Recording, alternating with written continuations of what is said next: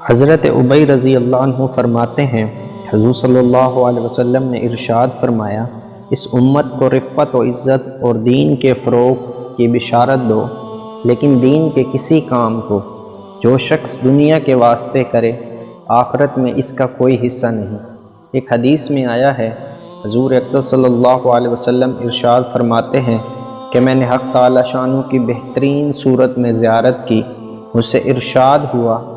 کہ فرشتے کس چیز میں جھگڑ رہے تھے؟ میں نے عرض کیا مجھے تو علم نہیں، تو حق تعالی شانہ نے اپنا دست مبارک میرے سینے پر رکھ دیا، جس کی ٹھنڈک سینے کے اندر تک محسوس ہوئی، اور اس کی برکت سے تمام عالم مجھ پر منکشف ہو گیا۔ پھر مجھ سے ارشاد فرمایا، اب بتاؤ فرشتے کس چیز میں جھگڑ رہے ہیں؟ میں نے عرض کیا کہ درجہ بلند کرنے والی چیزوں میں،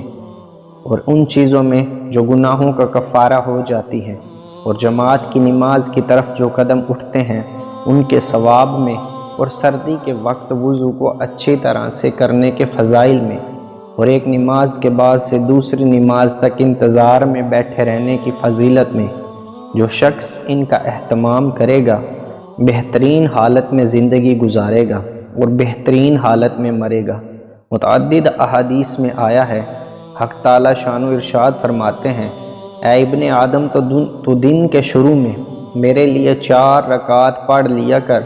میں تمام دن کے تیرے کام بنا دیا کروں گا۔